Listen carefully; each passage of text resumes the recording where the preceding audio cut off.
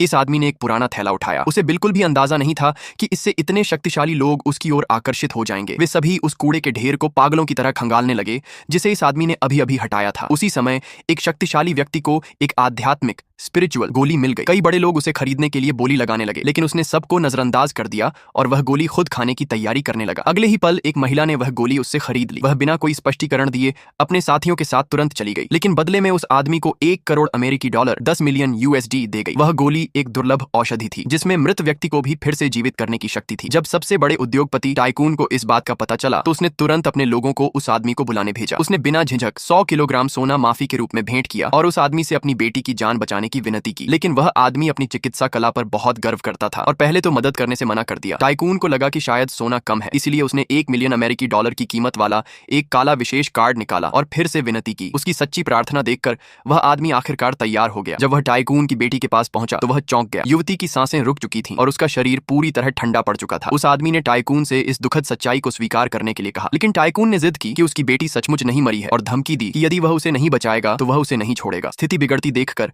वह आदमी वहां से जाने लगा, लेकिन टाइकून पलक झपकते ही उसके सामने आकर खड़ा हो गया और उसका रास्ता रोक लिया। हैरानी की बात यह थी कि उस आदमी के किसी भी हमले का टाइकून पर कोई असर नहीं हुआ। तब उसे समझ आया कि टाइकून की ताकत उसकी कल्पना से कहीं अधिक है। डर के कारण उसने पीछे हटते हुए फिर से उस आदमी से अपनी बेटी को बचाने की प्रार्थना की। आखिरकार उस आदमी ने एक प्रयोगात्मक औषधि निकाली और युवती को खिला दी, लेकिन दवा खाने के बाद भी वह नहीं जागी। वहां मौजूद सभी लोगों को लगा कि वह आदमी धोखेबाज है। सब लोग टाइकून को उस आदमी को सजा देने के लिए उकसाने लगे। तभी जब लोग युवती के शव को ले जाने की तैयारी कर रहे थे, वह चमत्कारिक रूप से फिर से जीवित हो गई। जब युवती को पता चला कि उसी आदमी ने उसकी जान बचाई है तो वह उसकी असली शक्ति की परीक्षा लेना चाहती थी। वह उससे मिलने पहुंची और पूरी ताकत से उस पर हमला कर दिया, लेकिन उसने कभी नहीं सोचा था कि वह आदमी बड़ी आसानी से उसके पूरे आक्रमण को निष्क्रिय कर देगा। Subscribe for part 2.